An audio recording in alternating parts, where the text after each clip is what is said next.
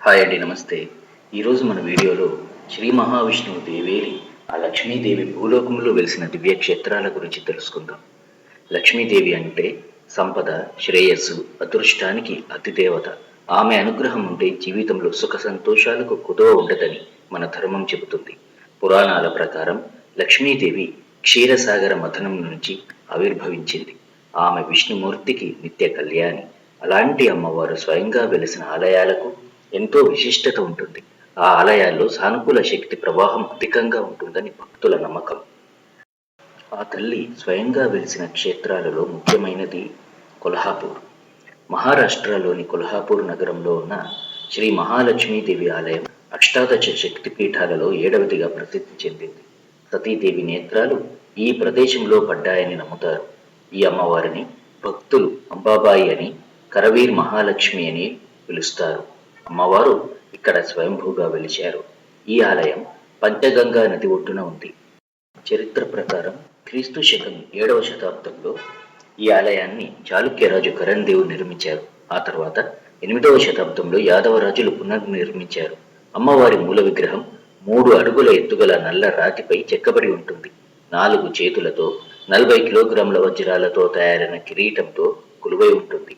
ఆదిశంకరాచార్యులు ఈ ఆలయాన్ని దర్శించి శ్రీచక్రాన్ని స్థాపించారు.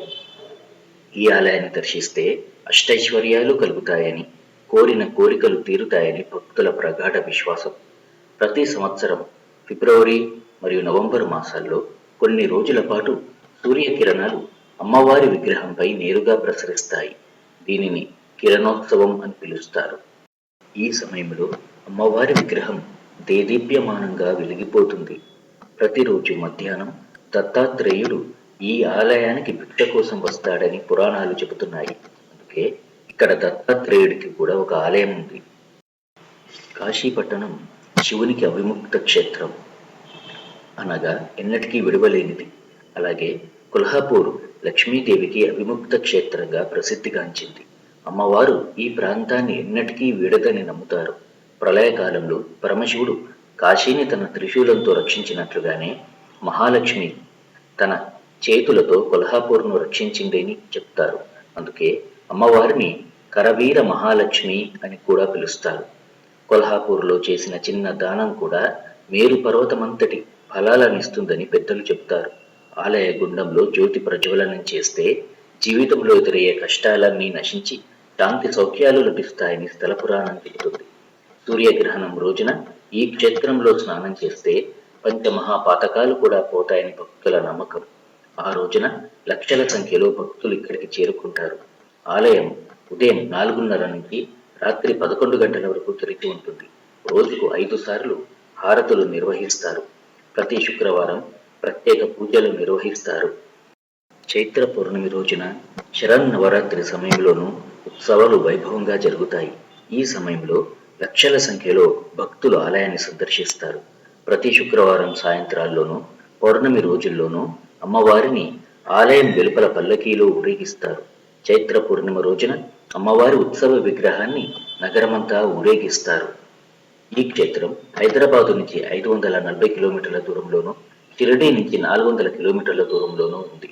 హైదరాబాద్ నుంచి నేరుగా రైళ్లు, బస్సులు ఉన్నాయి. కొల్హాపూర్ మహాలక్ష్మి ఆలయం ఆధ్యాత్మికంగానే కాకుండా చారిత్రకంగా కూడా ప్రాధాన్యత కలిగి ఉంది. తిరుమల వెంకటేశ్వర స్వామిని, తిరుచానూరు పద్మావతి అమ్మవారిని దర్శించుకొని కొల్హాపూర్ మహాలక్ష్మి దర్శనం చేసుకుంటే యాత్ర పరిపూర్ణమవుతుందని భక్తుల నమ్మకం. ఇక రెండవ క్షేత్రం తిరుచానూరులోని శ్రీ పద్మావతి దేవి ఆలయం. దీనినే మనం అలమేలు మంగాపురం అని కూడా అంటాం. తిరుచానూరు చిత్తూరు జిల్లాలో తిరుపతికి సమీపంలో ఉన్న ఒక పవిత్రమైన పుణ్యక్షేత్రం. ఇక్కడ శ్రీవారి దేవేరి అయిన శ్రీ పద్మావతి దేవి కొలువై ఉంటుంది. తిరుమల శ్రీ వెంకటేశ్వర స్వామిని దర్శించుకునే ముందు తిరుచానూరులోని పద్మావతి అమ్మవారిని దర్శించుకోవడం ఒక ఆనవాయితీ. పద్మావతి అమ్మవారి దర్శనం లేకుండా శ్రీవారి దర్శనం అసంపూర్ణమని చాలా మంది భక్తులు నమ్ముతారు. పద్మావతి దేవి సాక్షాత్తు లక్ష్మీదేవి స్వరూపం. ఈ అమ్మవారిని దర్శించుకుంటే ధనధాన్యాలు, సకల సంపదలు కలుగుతాయని, ఐశ్వర్య వృద్ధి జరుగుతుంది అని భక్తుల నమ్మకం. ఆలయం పక్కనే ఉన్న పద్మ సరోవరంలో లోక కళ్యాణార్థం పద్మావతీ దేవి బంగారు పద్మంలో అవతరించింది. ఈ పుష్కరిణిలో స్నానం చేయడం వల్ల పాపాలు తొలగిపోతాయి. ఇక్కడి పుష్కరిణిలో పవిత్ర స్నానాలు చేసి అమ్మవారిని దర్శించుకోవడం ఎంతో పుణ్యప్రదం. ప్రతి సంవత్సరం కార్తీక మాసంలో పద్మావతి అమ్మవారికి బ్రహ్మోత్సవాలు వైభవంగా జరుగుతాయి. ప్రత్యేకించి పంచమీ తీర్థం రోజున అమ్మవారి జన్మదిన వేడుకలు ఘనంగా జరుగుతాయి. పద్మావతి దేవి కేవలం లక్ష్మీ స్వరూపమే కాకుండా మాతృమూర్తిగా కూడా కొలవబడుతుంది. తన బిడ్డలను ప్రేమగా చూసుకునే తల్లిలాగే అమ్మవారు భక్తుల కోరికలను నెరవేరుస్తుందని విశ్వాసం. ఈ క్షేత్రం హైదరాబాద్ నుంచి 550 కిలోమీటర్ల దూరంలో ఉంటుంది. ఇక మూడవ ముఖ్యమైన క్షేత్రం శ్రీవిల్లిపుత్తూరు ఆండాల్ దేవి ఆలయం. శ్రీవిల్లిపుత్తూరు తమిళనాడులోని విరుదునగర్ జిల్లాలో ఉన్న ఒక ప్రసిద్ధ దివ్య దేశం. ఇక్కడ ఆండాల్ తల్లి గోదాదేవిగాను, విష్ణుమూర్తి రంగమన్నారుగాను కొలువై ఉన్నారు. తమిళనాడు ప్రభుత్వ చిహ్నంలో ఉండే గోపురం ఈ ఆలయానిదే. వైష్ణవ సంప్రదాయంలో 108 దివ్య దేశాలలో ఇది కూడా ఒకటి.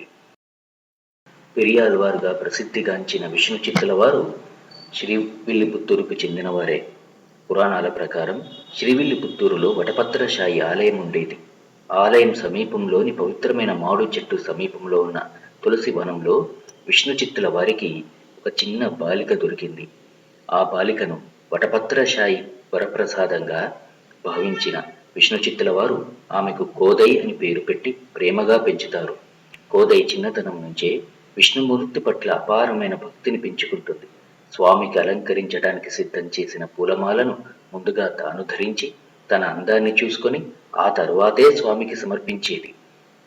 ఈ విషయం తెలుసుకున్న పెరియాళ్వార్ మొదట విచారం వ్యక్తం చేసినప్పటికీ సాక్షాత్తు రంగనాథ స్వామి కలలో కనిపించి ఆండాల్ ధరించిన మాలలనే తనకు సమర్పించమని ఆదేశించాడట. అప్పటి నుంచి ఆ తల్లి చూడి కొడుత సుడర్కొడి అనగా మాల ధరించి ఇచ్చినది లేదా ఆండాల్ అనగా ఆదుకునేదిగాను ప్రసిద్ధి చెందింది. ఆమె రచించిన తిరుప్పావై పాశురాలు ధనుర్మాసంలో అత్యంత భక్తి శ్రద్ధలతో పఠిస్తారు. ఆమె విష్ణు భక్తిలో మునిగి శ్రీరంగనాథుడిని తన భర్తగా భావించి ఆయనను స్తుతిస్తూ తిరుప్పావై, నాచియార్ తిరుమలి అనే దివ్య ప్రబంధాలను రచించారు. చివరికి ఆమె శ్రీరంగంలో శ్రీరంగనాథుడిలో ఐక్యమయ్యారు. ఆమె దివ్య ప్రేమకు ఈ ఆలయం ఒక నిదర్శనం. ఆండాల్ తల్లిని ఆరాధించడం వల్ల వివాహం కాని కన్యలకు మంచి భర్త లభిస్తారని, సుఖమయమైన దాంపత్య జీవితం కలుగుతుందని భక్తుల నమ్మకం. ఆండాల్ తల్లి రచించిన 30 పాశురాల తిరుప్పావై తమిళ భక్తి సాహిత్యంలో అత్యంత ప్రాముఖ్యత కలిగినది. ధనుర్మాసంలో ఈ 30 పాశురాలను పారాయణం చేయడం అత్యంత పుణ్యప్రదమని వైష్ణవులు నమ్ముతారు. తిరుమలలో కూడా ఈ నెల రోజులు ఈ పాశురాలను పారాయణం చేస్తారు. శ్రీవిల్లిపుత్తూరు ఆలయం సాధారణంగా ఉదయం 6 గంటల నుంచి మధ్యాహ్నం 1 గంట వరకు, సాయంత్రం 4 గంటల నుంచి రాత్రి 9 గంటల వరకు తెరిచి ఉంటుంది. శ్రీవిల్లిపుత్తూరు కేవలం ఒక ఆలయం కాదు, వైష్ణవ భక్తికి, తమిళ సాహిత్యానికి అద్దం పట్టే ఒక పవిత్ర స్థలం. ఆండాల్ తల్లి భక్తి భావాలను అర్థం చేసుకోవడానికి, అనుభూతి చెందడానికి ఇది ఒక అద్భుతమైన ప్రదేశం. అంతేకాదు విష్ణు చిత్తుల వారు, ఆండాల్ తల్లి ఇద్దరూ కూడా ఆల్వార్లే. ఆల్వార్లు మొత్తం 12 మంది. శ్రీమన్నారాయణి పరివారమే ఈ 12 మంది ఆల్వారులుగా జన్మించారని భక్తులు విశ్వసిస్తారు. ఆల్వారులు శ్రీమన్నారాయణుని అనన్య భక్తులు. వారు తమ జీవితాన్ని విష్ణువును కీర్తించడానికి, ఆయన మహిమలను ప్రచారం చేయడానికి అంకితం చేశారు. శ్రీవిల్లిపుత్తూరు హైదరాబాద్ నుంచి దాదాపు 1000 కిలోమీటర్ల దూరంలో ఉంటుంది. ఇక 4వ ఆలయం మన తెలంగాణలోని పెద్దపల్లి జిల్లాలో ఉన్న మంతనిలో ఉన్న శ్రీ మహాలక్ష్మి దేవాలయం. ఇక్కడ కూడా అమ్మవారు స్వయంగా వెలిశారు. ఇక్కడ అమ్మవారు తామర పూల మధ్యలో వెలిచారని భక్తులు నమ్ముతారు. ముందుగా పవిత్ర పుష్కరిణిలో స్నానం చేసి అమ్మవారిని దర్శించుకుంటారు. ఈ ఆలయాన్ని దర్శించడం వల్ల ఆర్థిక పరిస్థితి మెరుగుపడి శ్రేయస్సు కలుగుతుందని ప్రజలు నమ్ముతారు. అందుకే పండుగలు, శుభకార్యాల సమయాలలో భక్తులు అధిక సంఖ్యలో ఇక్కడికి వస్తారు. ఈ ఆలయం ఉదయం 6 గంటల నుంచి మధ్యాహ్నం 1 గంట వరకు, తిరిగి సాయంత్రం 4 గంటల నుంచి రాత్రి 8 గంటల వరకు తెరిచి ఉంటుంది. మహాలక్ష్మీదేవికి శుక్రవారం చాలా పవిత్రమైన రోజు కాబట్టి ఆ రోజున అభిషేకాలు, ప్రత్యేక అలంకరణలు, సహస్రనామార్చనలు ఘనంగా జరుగుతాయి. అలాగే శరన్నవరాత్రి సమయంలోనూ, దీపావళి, వరలక్ష్మి వ్రతం లాంటి పండుగల రోజుల్లోనూ ఘనంగా ఉత్సవాలు జరుగుతాయి. ఈ క్షేత్రం హైదరాబాద్ నుంచి 230 కిలోమీటర్ల దూరంలోను, వరంగల్ నుంచి 110 కిలోమీటర్ల దూరంలోను, కరీంనగర్ నుంచి 60 కిలోమీటర్ల దూరంలోనూ ఉంటుంది. ఇక 5వ ఆలయం ముంబై శివార్లలో ఉన్న తాన్సా నది ఒడ్డున ఉన్న హెదబ్డే మహాలక్ష్మి దేవాలయం. ఇక్కడ కూడా అమ్మవారు స్వయంభూగా వెలిశారని నమ్ముతారు. ఇక్కడ మహాలక్ష్మి దేవితో పాటు స్వయంభూ నవగ్రహాలు కూడా ఉన్నాయి. ఈ ఆలయం ఒక చిన్నపాటి విషయం లాంటిదని, ఇక్కడ అమ్మవారిని నవగ్రహాలను ఒకేసారి దర్శించుకునే అవకాశం లభిస్తుందని భక్తుల నమ్మకం. ఇక్కడ దర్శనం చేసుకుంటే సకల గ్రహ దోషాలు నివారణం అవుతాయని, లక్ష్మీదేవి అనుగ్రహం కలుగుతుందని భావిస్తారు.